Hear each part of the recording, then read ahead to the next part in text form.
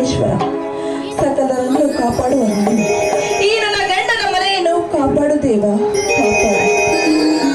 ನನ್ನ ಗಂಡನಿಗೆ ರಟ್ಟೆಯಲ್ಲಿ ಮೈ ತುಂಬ ಶಕ್ತಿಯನ್ನು ಕೊಟ್ಟು ಕಾಪಾಡು. ಇದ್ದ ಆಸ್ತಿಗೂ ಶ್ರೀಮಂತರ ಪಾಲಾಗಿ ಹೋಯಿತು ದೇವ. ಆದರೆ ನನ್ನ ಮೈದುನರನ್ನು ಕಾಪಾಡುವ ಹೊಣೆ ನಿನದಾಗಿದೆ ತಂದೆ, ನಿನದಾಗಿದೆ.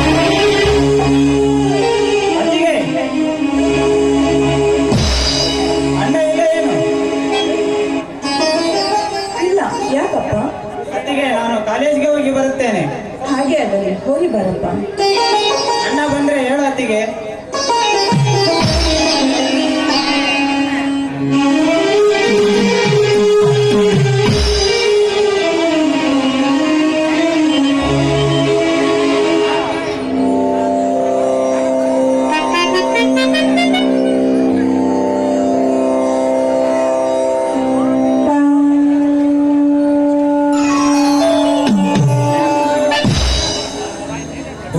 ಇದೇನು ಗಂಗಾ, ಆ ಲಕ್ಷ್ಮಿಯ ಮುಂದೆ ನಿನ್ನ ಮನದಾದ ಮಾತುಗಳನ್ನು ಆಳೆತ್ತರಕ್ಕೆ ತೋಡಿಕೊಳ್ಳುತ್ತಿರುವೆಯಲ್ಲ. ನೋಡು, ನಮ್ಮ ಬಾಳಿನಲ್ಲಿ ಆ ಜಗನ್ಮಾತೆಯ ಆಶೀರ್ವಾದ ಇದ್ದರೆ ಅಷ್ಟೇ ಸಾಕು. ಮತ್ಯಾರ ಆಸರೆಯೂ ಬೇಡ ನನಗೆ. ನಿಜ ಗಂಗಾ, ಈ ಭೂಮಿಯ ಮೇಲೆ ಜೀವಿಸುವ ಎಲ್ಲಾ ಜೀವರಾಶಿಗಳನ್ನು ರಕ್ಷಿಸಿ ದುಷ್ಟ ರಾಜಕಾರಣಿಗಳನ್ನು ದಮನಗೈದು ಶಿಷ್ಟರ ಶಿರ ಕಾಯಲು ಆ ಚಾಮುಂಡೇಶ್ವರಿ ದೇವಿ ನಮ್ಮ ಪಾಲಿಗೆ. ನೀನೇನು ಚಿಂತಿಸಬೇಕ ಗಂಗಾ. ಅದು ಹೊಲದ ಕಡೆ ಬುತ್ತಿ ತೆಗೆದುಕೊಂಡು ಬರುತ್ತೇನೆಂದವಳು ಬರಲೇ ಇಲ್ಲವಲ್ಲ.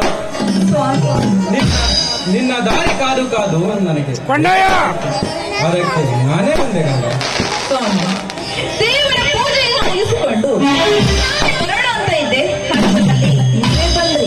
ಬನ್ನಿ ಸ್ವಾಮಿ, ದೇವರ ಪ್ರಸಾದವನ್ನು ತೆಗೆದುಕೊಳ್ಳಿ.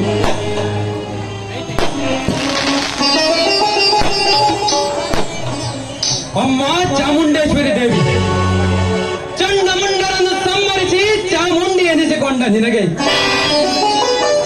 ಈ ಜಗದ ಬಂಡರು ಕಾಣುತ್ತಿಲ್ಲವೇನಮ್ಮ ನಿನ್ನ ಕಣ್ಣಿಗೆ?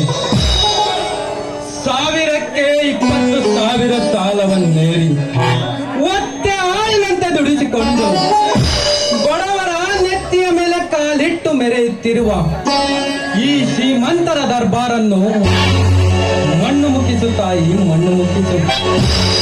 ಇಂದಿನ ಈ ಸರ್ಕಾರ ರೈತರನ್ನೇ ತಿಂದು ತೆಗೆದಾಗ ಎಲ್ಲಿದೆಯಮ್ಮ ಈ ಬಡ ರೈತನಿಗೆ ಸ್ವತಂತ್ರ? ಅದಕ್ಕಾಗಿ ನೀ ಬೇಗನೆ ಕಣ್ತೆರೆದು ಈ ಬಡ ಪ್ರಾಣಿಗಳ ಕಾಪಾಡುವ ಹೊಣೆ ನಿನ್ನದಮ್ಮ, ನಿನ್ನದು.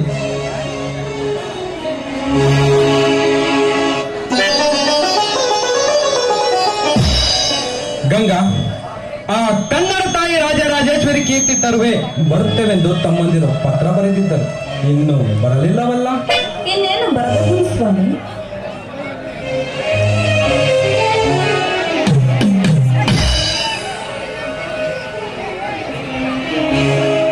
ಅಣ್ಣ, ಅತ್ತಿಗೆ ಚೆನ್ನಾಗಿದ್ದೀರಾ? ಓ ಅಜಯ್ ವಿಜಯ್, ನಾವು ಚೆನ್ನಾಗಿದ್ದೇವಪ್ಪ. ಅಂದ ಹಾಗೆ ನಿಮ್ಮ ರಿಸಲ್ಟ್ ಏನಾಯ್ತು? ಇದೇನ್ರಿ ಹೀಗೆ ಕೇಳ್ತಾ ಇದ್ದೀರಾ? ನನ್ನ ಮೈದುನನ್ನು ಏನೆಂದು ತಿಳಿಸಿದ್ದೀರಿ? ಅವನು ಪಾಸ್ ಆಗೇ ಆಗುತ್ತಾನೆ. ಹಾಗಾದರೆ ಹೌದು ಅಣ್ಣ, ಅತ್ತಿಗೆ ಹೇಳ್ತಿರೋ ಮಾತು 100ಕ್ಕೆ 100 ಸತ್ಯ. ಈ ನಿನ್ನ ತಮ್ಮಂದಿರು ಮುಂದೆ ಇಟ್ಟ ಹೆಜ್ಜೆಯನ್ನು ಹಿಂದೆ ಎಂದು ಇಡಲಾರರು. ಆದರೆ ಎಂಬ ಅಪಶುಕಮದ ಮಾತಿಗೆ ಮೈದನ. ಅತ್ತಿಗೆ, ಅನ್ಯಾಯ ಭ್ರಷ್ಟಾಚಾರ ತುಂಬಿದಿದ್ದರೆ ಈ ಬಡವರ ಕೂಲಿಗೆ ಬೆಳೆಸಬೇಕಲ್ಲ. ನನಗೂ ಒಂದು ಉದ್ಯೋಗ ದೊರೆಯಿತು. ತಂದೆ ತಾಯಿಗಳಂತೆ ಹೆಚ್ಚಿನ ಅಕ್ಕರೆಯಲ್ಲಿ ಬೆಳೆಸಿದ ನಿಮ್ಮ ಋಣವನ್ನು ತೀರಿಸುತ್ತೇನೆ.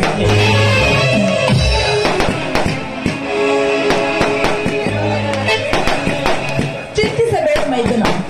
ನೋಡು, ಸತ್ಯವಂತರಿಗೆ ಈ ಕೈಯ ನಾಳೆ ಆ ದೇವರು ಕಣ್ಣು ತೆಗೆದು ನೋಡೇ ನೋಡ್ತಾನಪ್ಪ.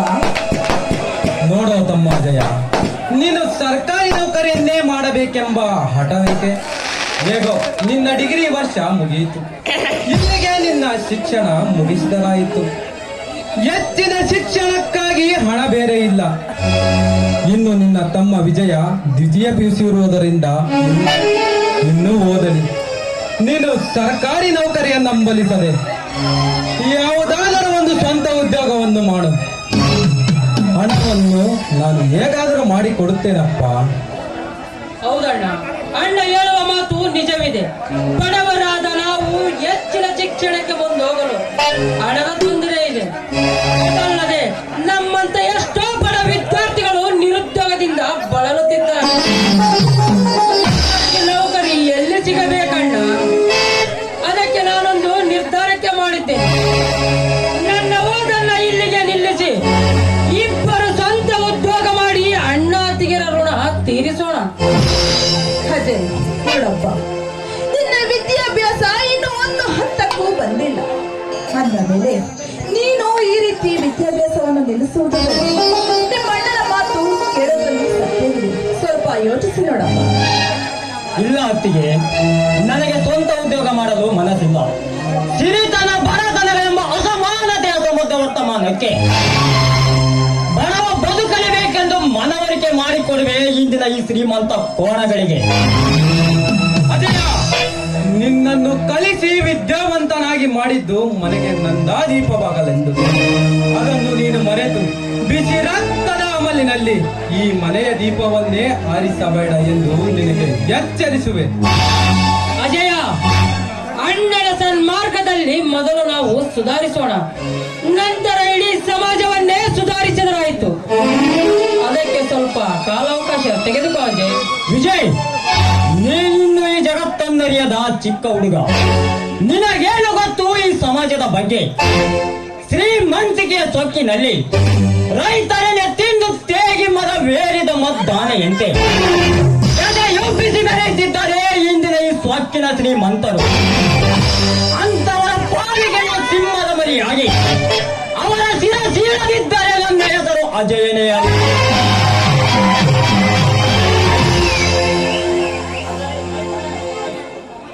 ಅಜಯ್, ಮೈದುನರನ್ನು ಹೊಟ್ಟೆಯಲ್ಲಿ ಹುಟ್ಟಿದ ಮಕ್ಕಳಂತೆ ನಾನು ನೋಡಿದ್ದೇನೆ. ದಯವಿಟ್ಟು ಮುಂದಾಲೋಚನೆಯನ್ನು ನೀನು ಮಾಡಬೇಡಪ್ಪ. ನೋಡು, ಬಡವರಾದ ನಾವು ಬಡವರ ಮಕ್ಕಳಾಗಿಯೇ ಬಾಳೋಣ. ಬಡವ ಅತ್ತಿಗೆ, ಬಡವನಾಗಿ ಹುಟ್ಟಿರುವುದು ತಪ್ಪಿಲ್ಲ, ಬಡವನಾಗಿ ಬಾಳುವುದು ತಪ್ಪೆಂದು ಮಹಾತ್ಮರು ಒಂದೇ ಹೇಳಿ ಹೋದರು. ಅತ್ತಿಗೆ, ಎಷ್ಟು ಗಳಿಸಿದರೇನೋ ಹೊಟ್ಟೆಗೆ ತಿನ್ನುವುದು ಇಳಿ ಅನ್ನ ಮಾತ್ರ. ಯಾರಾದರೂ ಬಂಗಾರವನ್ನು ತಿಂದು ಬದುಕುವರಿದ್ದಾರೆ ಈ ಸಮಾಜದಲ್ಲಿ? ಹೇಳಿ ಅತ್ತಿಗೆ, ಹೇಳಿ. ಆಯ್ತು, ನೀ ಹೇಳಿದ್ದೇ ಸರಿ. ನಿನಗೆ ಬುದ್ಧಿ ಹೇಳುವ ಮಟ್ಟಕ್ಕೆ ನಾನಿನ್ನೂ ಬಂದಿಲ್ಲ. ಆದರೆ ನನಗೆ ತಿಳಿದ ಮಟ್ಟಿಗೆ ನಾ ಹೇಳುತ್ತೇನೆ. ಯಾವುದೇ ರೀತಿ ಒಟ್ಟಿನಲ್ಲಿ ಈ ಮನೆಗೆ ಕಳಂಕ ತರಬೇಡ ಎಂದು ಇಷ್ಟೇ ನನ್ನ ಕೋರಿಕೆ. ನೋಡು ಅಜಯ, ನಿನ್ನ ಹಾಗೆ ನಾನು 4 ಅಕ್ಷರ ಕಲಿತ ಮಗ. ಏನೋ ನನಗೆ ತಿಳಿದ 2 ಮಾತನ್ನು ಹೇಳುತ್ತೇನೆ. ಈ ಮನೆಗೆ ಒಳ್ಳೆಯ ಮಗನಾಗಪ್ಪ ಎಂದು. ಹೌದಪ್ಪ ಅಜಯ್, ನೋಡು, ನಿಮ್ಮ ಅಣ್ಣ ಹೇಳೋದ್ರಲ್ಲಿ ಸತ್ಯವಿದೆ. ನೀನು ತಿಳಿದವನಾದ ನಿನಗೆ ನಾವು ಮುಂದೆ ಏನೂ ಹೇಳೋದಿಲ್ಲಪ್ಪ. ಆಯ್ತು ಅತ್ತಿಗೆ, ದೇವರ ಅಣ್ಣಕ್ಕೆ ನೀವಿರುವಾಗ ನಿಮ್ಮ ಮಾತನ್ನು ಪಾಲಿಸದೆ ಮತ್ತಾರ ಮಾತನ್ನು ಪಾಲಿಸಲಿ. ಆದರೆ ಕಟುಕ ಶ್ರೀಮಂತರ ಪಾಲಿಗೆ ನಾ ಸಿಂಹದ ಮರಿಯಾಗಿ ನಾಡಿಗೆ ಕೇಳು ಬಗೆಯುವ ರಾಕ್ಷಸರಿಗೆ ಎಬ್ಬುತ್ತೇವೆ. ಅನ್ಯಾಯವನ್ನು ಸಹಿಸಲಾರೆ, ಅನ್ಯಾಯವನ್ನು ಮಾಡಲಾರೆ, ಸತ್ಯವನ್ನು ಬಿಡಲಾರೆ, ಅಸತ್ಯವನ್ನು ಮಾಡಲಾರೆ. ಆದರೆ ಸಮಾಜಕ್ಕೆ ಕೇಡು ಮಾಡುವ ಕೇಡಿಗಳನ್ನು ಮಾತ್ರ ಜೀವದಿಂದ ಬಿಡಲಾರೆ. ಸತ್ಯ ನೋಡ ಅಜಯ್, ಒಳ್ಳೆ ದಾರಿಯಲ್ಲಿ ನಡೆದು ಈ ಮನೆಗೆ ಒಳ್ಳೆಯ ಮಗನಾಗು. ಈ ಸಮಾಜದ ಸೇವೆಯಲ್ಲಿ ಜನರಿಂದ ಚಪ್ಪಳೆಯನ್ನು ತಟ್ಟಿಸಿಕೊ. ಕೇಡು ಮಾಡಿ ಕೇಡಿಯಾಗಬೇಡ. ಈ ಸಮಾಜದ ಕಣ್ಣಿಗೆ ಮಣ್ಣೆರಚಬೇಡ. ಇಷ್ಟೇ ಅಪ್ಪ ಈ ನಿನ್ನ ಅಣ್ಣ ಅತ್ತಿಗೆಗೆ ಕೊಡುವ ಒಳ್ಳೆಯ ಮರ್ಯಾದೆ. ಏನ್ರಿ, ತಿಳಿಯದೆ ಅಜಯ್ ಏನೇನೋ ಮಾತಾಡ್ತಾನೆ ಅಂದ ಮೇಲೆ ಅವನಿಗೆ ಬೆನ್ನು ತಟ್ಟಿ ನೀವು ಪ್ರೋತ್ಸಾಹ ಮಾಡ್ತಾ ಇದ್ದೀರಲ್ಲ. ಮೊದಲು ಡ್ರೆಸ್ ಬದಲಿಸಿಕೊಂಡು ಬನ್ನಿ, ನಂತರ ಎಲ್ಲರೂ ಕೂಡಿ ಊಟ ಮಾಡೋಣ.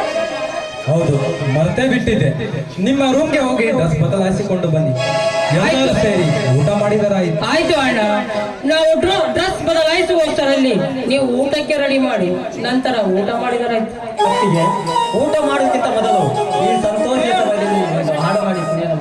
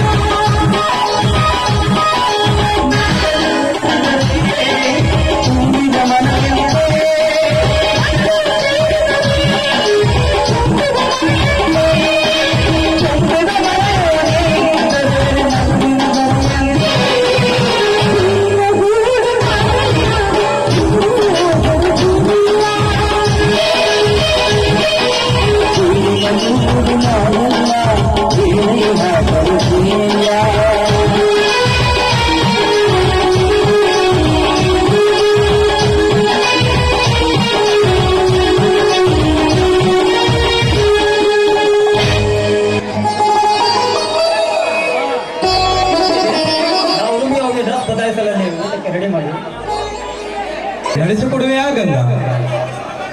ಒಂದಕ್ಕೆ ಸ್ವಾಮಿ, ಸಾವಿರ ಮಾತುಗಳನ್ನು ಇಲ್ಲ ಎಂದರೆ ನಾನು ನಡೆಸಿಕೊಡುತ್ತೇನೆ. ಅದೇನಂತ ಹೇಳಿ ಸ್ವಾಮಿ. ತಂದೆ ತಾಯಿಯನ್ನು ಚಿಕ್ಕನಿನಿಂದಲೇ ಕಳೆದುಕೊಂಡ ನನ್ನ ತಮ್ಮಂದಿರು ಯಾವುದೇ ತಪ್ಪು ತಡೆ ಮಾಡಿದರು ತಿದ್ದಿ ಬುದ್ಧಿ ಹೇಳಿ ನಿನ್ನ ಸ್ವಂತ ಮಕ್ಕಳಂತೆ ನೋಡಿಕೊಳ್ಳುತ್ತೇನೆ. ನನ್ನ ಮೈದುನರನ್ನು ನನ್ನ ಹೊಟ್ಟೆಯಲ್ಲಿ ಹುಟ್ಟಿದ ಮಕ್ಕಳಂತೆ ನಾನು ನೋಡುತ್ತೇನೆ. ಇದು ನಿಮ್ಮ ಪಾದಗಳಿಗೆ ಸತ್ಯ ಸ್ವಾಮಿ. ಸಂತೋಷವಾಯಿತು ಗಂಗಾ, ಸಂತೋಷವಾಯಿತು. ಈ ನನ್ನ ಜನ್ಮ ಸಾರ್ಥಕವಾಯಿತು. ಮುತ್ತಿನಂತ ತಮ್ಮಂದಿರ ಇಚ್ಛೆ ನರಿತ ಸತಿಯನ್ನು ಕರುಣಿಸಿದ ಆ ಮಾರುತೇಶ್ವರಿಗೆ ಎಷ್ಟು ಸಲ ಕೈ ಮುಗಿದರೂ ಸಾಲದು. ಹಾಗಲ್ಲ, ಇದೇ ಸಂತೋಷಕ್ಕಾಗಿ ಒಂದು ಹಾಡನ್ನಾದರೂ ಹಾಡಬಾರದೆ? ನಿಮ್ಮಂತ ಶ್ರೀಮತಿ